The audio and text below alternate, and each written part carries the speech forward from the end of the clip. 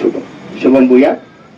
ఈరోజు మీరు సందర్శిస్తున్న ఈ పీఠం పేరు అరుణాచల నిత్య అఖండ జ్యోతి క్షేత్రం. ఎక్కడ నిలబడిన వాళ్ళు అక్కడ రెండు చేతులు ఇలా పైకెత్తి జ్యోతికి నమస్కారం చేసుకోండి.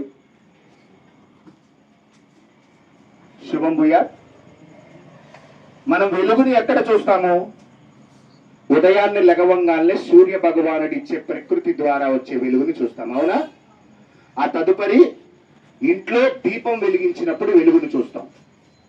తదుపరి దేవాలయాల్లో దీపం వెలిగించినప్పుడు వెలుగును చూస్తాం.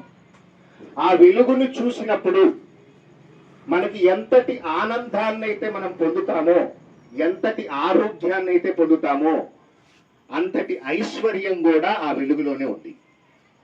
మరి ఈ వెలుగు చూసే సందర్భంలో సమయంలో ప్రతి ఒక్కరూ కూడా ఒక మంత్రాన్ని జపం చేయాలి. ఆ జపం చేసినప్పుడు మాత్రమే ఆ వెలుగు యొక్క సంపూర్ణ అనుగ్రహాన్ని మీరు అందరూ పొందగలుగుతారు.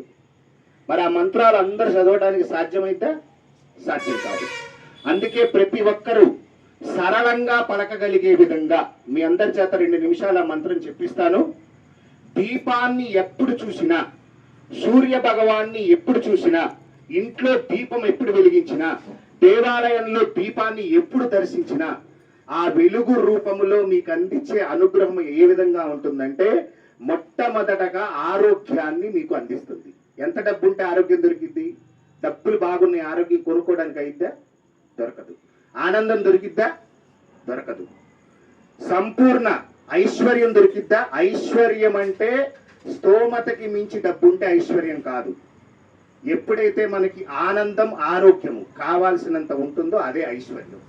అందరు ఐశ్వర్యం అంటే అనుకుంటారు 4 బిల్డింగులు ఉన్నాయి, నేలమాలికల్లో డబ్బులు ఉన్నాయి. అది ఐశ్వర్యం కాదు. అది మీ పూర్వజన్మ ప్రారబ్ధ కర్మానుసారం మహాలక్ష్మి మీ ఇంట్లో స్థిరమై కూర్చుంటుంది. కాబట్టి అది ఐశ్వర్యం కాదు. మరి ఈ యొక్క అనుగ్రహాన్ని పరిపూర్ణంగా ప్రతి ఒక్కరు పొందాలనంటే, ఆ దీపం యొక్క వెలుగుని చూసిన ప్రతి ఒక్కరు కూడా చక్కగా నేను చెప్పినట్టు 2 చేతులు ఇలా పైకెత్తి అఖండ జ్యోతి పాహిమాం, అఖండ జ్యోతి పాహిమాం. నీరసంగా ఉందా? నేను చెప్పిన మంత్రం గట్టిగా చెప్పండి. చాలా బూస్టింగ్ గా మీకు ఎనర్జీగా గిరి ప్రదక్షిణ చేస్తారు. అఖండ జ్యోతి పాహిమాం, అఖండ జ్యోతి రక్షమాం, అఖండ జ్యోతి పాహిమాం, అఖండ జ్యోతి రక్షమాం. చూడండి, ఈ అఖండ జ్యోతి పాహిమాం అనే పదంలో మీరు పాహిమాం అనే పదం ఎప్పుడైతే మీరు ఉచ్చారణ చేస్తారో ఆ మరుక్షణమే మీ దేహంలో ఉన్న అజ్ఞాన చీకట్లని తొలగించి జ్ఞాన జ్యోతులని వెలిగించి మీ పూర్వజన్మ ఇహజన్మ ప్రారబ్ధ కర్మలను అగ్ని దగ్ధం చేసింది. అఖండ జ్యోతి రక్షమాం అనే పదాన్ని ఎప్పుడైతే మీరు ఉచ్చారణ చేస్తారో ఆ ఉచ్చారణ చేసిన తదుపరే భగవంతుడు ప్రపంచములో ఉన్న ఆడవాళ్ళందరికీ ముఖ్యమైనది దీర్ఘ సుమంగళిగా అనుగ్రహము. అంతకంటే విలువైన ఆడవాళ్ళకు ఉందా? ఏది ఉండదు. ఆ దీర్ఘ సుమంగళులుగా మాత అన్నపూర్ణేశ్వరి, అపితకుచాంబ, పార్వతీమాత, నారాయణి మీకు అనుగ్రహాన్ని అందిస్తుంది. అందరికీ కావాల్సింది ఏంటంటే ఆరోగ్యం. ఆ ఆరోగ్యాన్ని మీకు ప్రసాదిస్తుంది. అంత శక్తివంతమైంది అఖండ జ్యోతి పాహిమాం, అఖండ జ్యోతి రక్షమాం. శుభం భూయాత్. అరుణాచల యాత్ర పరిపూర్ణ అనుగ్రహ సిద్ధిరస్తు. భక్తి శ్రద్ధలతో మౌనంగా అరుణాచల గిరి ప్రదక్షిణ చేస్తే సత్ఫలితాన్ని పొందుతారు. చెవుల్లో హెడ్ ఫోన్స్ పెట్టుకొని సాంగులు వింటూ అనవసరపు విషయాలను చర్చించుకుంటూ పనికిమాలిన విషయాలను మాట్లాడుకుంటూ మీరు చేసేది గిరి ప్రదక్షిణ కాదు, మార్నింగ్ వాక్, ఈవినింగ్ వాక్. ఆ మార్నింగ్ వాక్, ఈవినింగ్ వాక్ కి 5,000 ఖర్చు పెట్టి ఇక్కడ వరకు రావద్దు. మీ ప్రాంతంలోని పార్కుల్లో చేయండి. ఇది దేవాలయము. దేవాలయ ప్రాంగణాల్లో అరుణాచల గిరి ప్రదక్షిణకి అత్యంత పవిత్రత ఉంది. ఆ పవిత్రత యొక్క ప్రతిఫలాన్ని పరిపూర్ణంగా మీరు పొందాలి అంటే ఇప్పుడు మీరు 4 కిలోమీటర్లు ఖచ్చితంగా గిరి ప్రదక్షిణ చేశారు. రాజగోపురం దగ్గర నుంచి ఇక్కడి నుంచి ఇంకా 11 కిలోమీటర్లు ఉంది.